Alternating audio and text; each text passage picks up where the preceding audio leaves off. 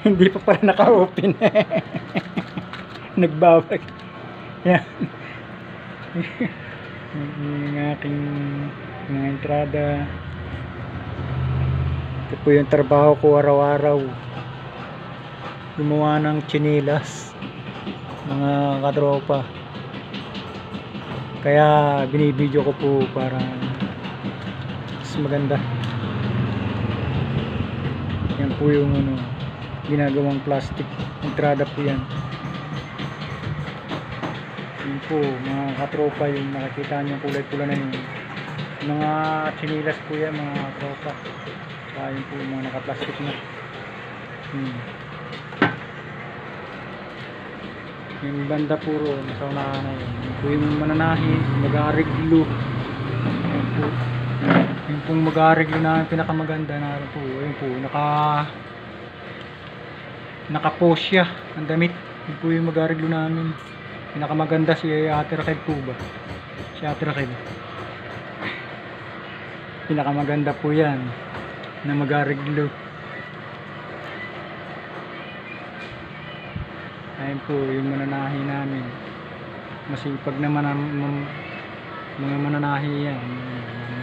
Masipag po yan. Yan nangyayari namin. Ito po yan. Ito naman po yung hinayari ko. Ito po yung kulay puti. Yan. Matibay po yan entrada niyan. Hindi basta-basta nasisira ang entrada nito, matibay po yan. Matibay po yan mga katropa, ang entrada niyan. Ito po, tinang po yan. Yan, entrada na yan. Matibay yan. Yan po yung matibay na entrada po yan. Yung po pinakamatibay na gawa namin dito.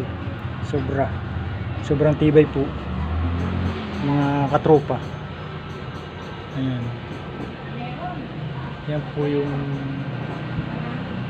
plastic. Ayan. Mga plastic po yan mga katropa. Ang ganda po ng gawa namin. Matibay, yaring marikina. Yaring marikina. Yung aming gawa. Ito yung mga katropa. Yan. Tsaka yan po, yan, mga gold na litihan po yan, oh. Gold po na litihan, mga katropa. Oh, ganda, oh. Nakakasilaw, gold na litihan. Hindi po masyadong makita kasi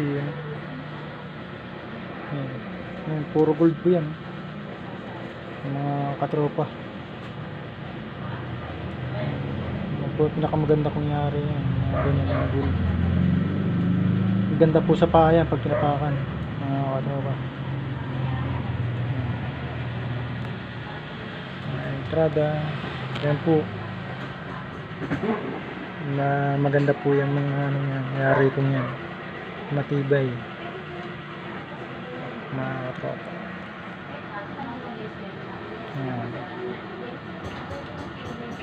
Yan po yan. At yung naman pong saingan ko, dito po ako kumakain. Yung saingan, yan po yung saingan ko yun.